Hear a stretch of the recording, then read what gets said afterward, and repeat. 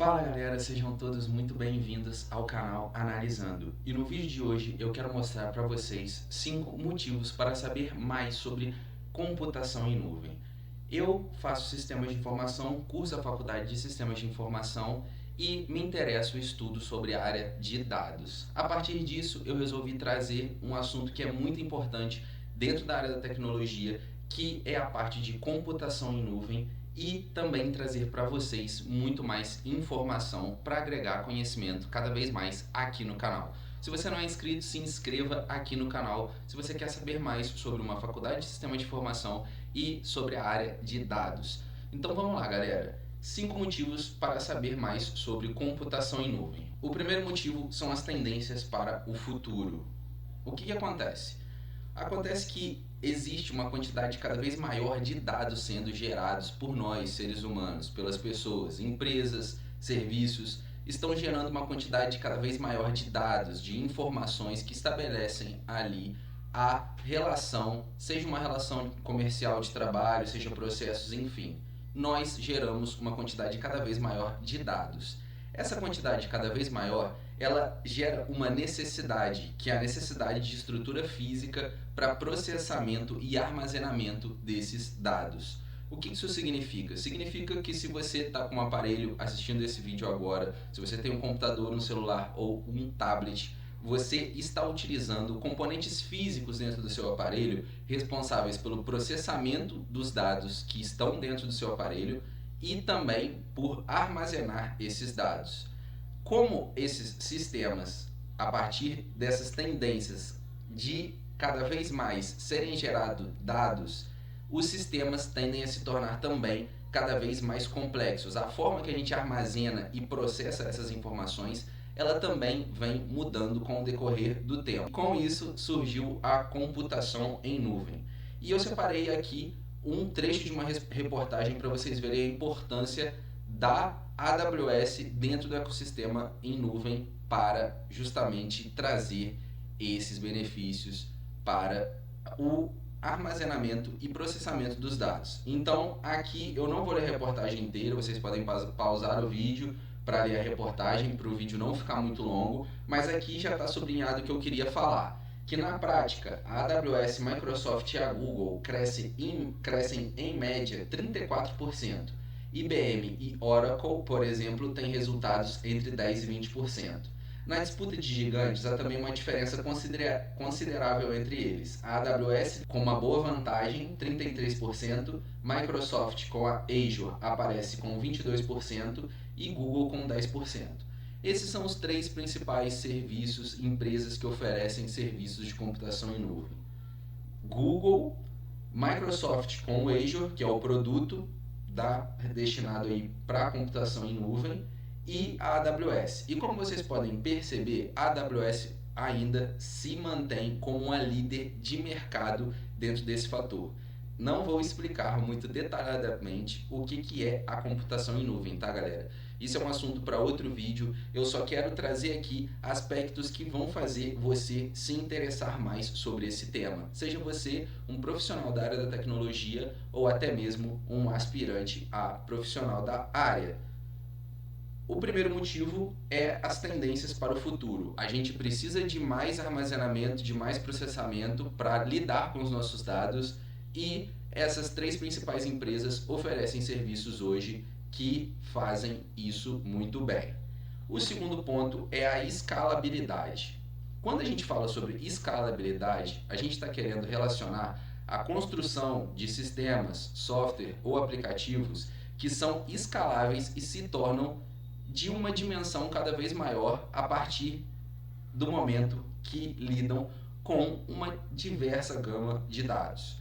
Estruturas pequenas escalam para estruturas maiores. E por que isso acontece? Porque quando você coloca uma empresa em um cenário real, em um cenário prático, essa empresa ela tem que ser competitiva. O que isso significa? Ela tem que estar ali pairo a pairo com seus concorrentes e muitas das vezes até superando eles, caso ela queira se tornar uma líder de mercado. Isso, galera, interfere muito na forma com que a gente aprende sobre tecnologia. Por quê? Porque lá no início, há 3 anos atrás, quando eu comecei a estudar sobre tecnologia, eu fui tendo contato com cursos, fui tendo contato com professores, antes até mesmo de entrar na faculdade de sistemas de informação, e naquela época eu não tinha dimensão que quando você pega projetos em cursos, quando você estabelece ali um sistema de ensino com projetos, você está ali lidando com uma maquete. Você não está lidando com um software ou com um aplicativo que conseguiria se manter em ambiente real, porque o fator da escalabilidade é muito importante. Se você não tem uma aplicação ou um sistema que consegue escalar de acordo com a demanda de usuários ou de processos, muito provavelmente aquele sistema, aquele software ou aplicação vai ser fadado ao fracasso. Então, as necessidades técnicas desses sistemas, e vou dar dois exemplos aqui, um eu já dei, que é o armazenamento, e o outro, que é o gerenciamento de permissões de acesso. O que é isso? Dentro de um sistema, você vai ter ali várias pessoas lidando com aquele sistema, lidando com aquele software, e cada uma vai ter permissão para acessar algum ponto específico daquele software. Vou dar um exemplo. Se, por exemplo, um desenvolvedor front-end, um desenvolvedor que é responsável ali pela tela que o usuário vai mexer, ele não tem necessidade de lidar com o banco de dados. Provavelmente quem vai lidar com isso é o desenvolvedor ou o analista de dados.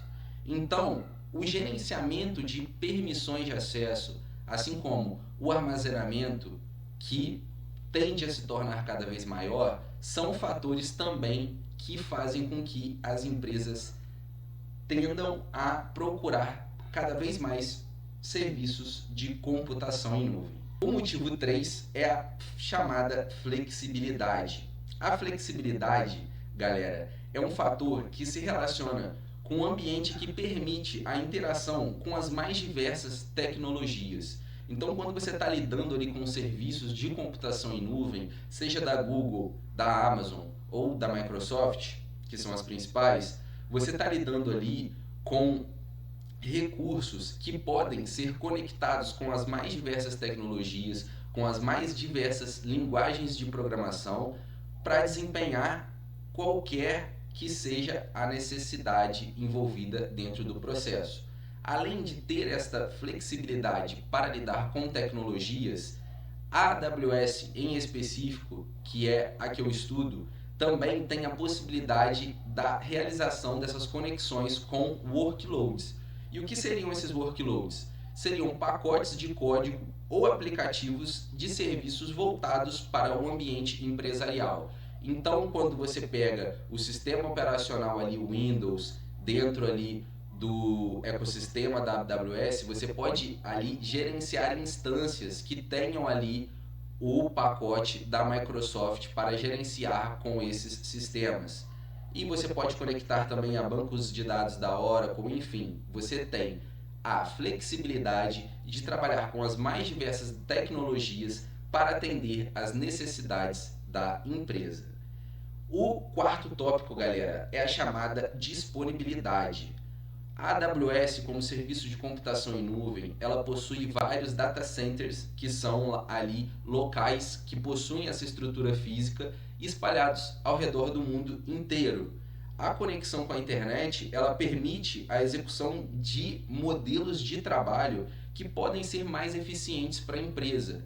Um funcionário dentro de um escritório aonde ele pode fazer aquele trabalho em qualquer outro lugar e não gerar aquela despesa para a empresa, isso tudo tem que ser levado em consideração, já que as empresas buscam o lucro. Se as empresas buscam o lucro, elas sempre vão buscar reduzir os seus custos a fim de ter ganhos mais satisfatórios. Então, a disponibilidade é um fator que também deve fazer você pensar em estudar mais sobre a computação em nuvem. E o quinto e último motivo eu quis trazer aqui, bem sintetizado para vocês, a diferença da arquitetura de software monolito e a de voltada para microserviços. Eu não vejo muita gente falando sobre isso, a gente caminha para a estrutura de microserviços, hoje ela é muito mais difundida e muitas pessoas elas não se preocupam em diferenciar muito isso para vocês e eu vou procurar falar aqui isso para vocês agora. Qual é a diferença quando a gente fala de arquitetura de software, de um software ou um aplicativo monolito e um aplicativo voltado para microserviços? Bom, galera, quando a gente fala de um monolito, a gente fala de um software que é construído em camadas. E a interface, ou seja, aquela parte do software que vai se conectar, que vai estabelecer a conexão com o usuário, e o código de acesso aos dados, eles estão combinados em uma única plataforma. Isso faz com que a estrutura do software ela se torne cada vez mais robusta, mas ela também tem uma certa tendência a falhas.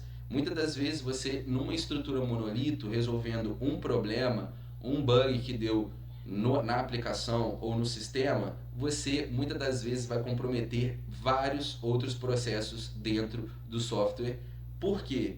Porque ele tem uma conexão muito forte. Isso dificulta com que você mexa em pequenos componentes e esses componentes não afetem todo o aplicativo ou sistema. Já a estrutura voltada para microserviços, ela se relaciona com aplicações criadas com componentes independentes, que executam os processos como serviços, executando apenas uma função. Então, na estrutura voltada para microserviços, você consegue criar ali componentes dentro do sistema que vão executar funções específicas e isso vai facilitar muito quando você tiver que manipular ou até fazer a manutenção desse sistema. Você tem partes, componentes que consomem a mesma estrutura de dados, mas que trabalham de forma independente. Isso faz com que seja facilitado o processo de manutenção do código, visto que a intenção é você deixar o seu sistema muito tempo no ar. Então, para isso, você precisa de ter uma estrutura voltada mais para os microserviços e fazer com que eles trabalhem a favor dos processos específicos que eles desempenham dentro do sistema. Bom, galera, esse foi o vídeo de hoje. Eu poderia falar aqui de diversos outros motivos, mas eu trouxe aqui alguns pontos que querem fazer você refletir, querem fazer você se empenhar um pouco mais em estudar sobre computação em nuvem, assim como eu me preparo atualmente para a minha primeira certificação AWS. Isso tudo eu vou trazer aqui no canal para vocês, assim como vários assuntos sobre a faculdade que se inicia agora nesse ano de 2024 e vários outros assuntos voltados aos nossos temas abordados aqui no canal, que é uma faculdade de sistemas de informação e a área de dados. Bom, eu espero vocês no próximo vídeo, toda terça-feira, 11 horas. Eu vou ficando por aqui e espero vocês lá. Valeu!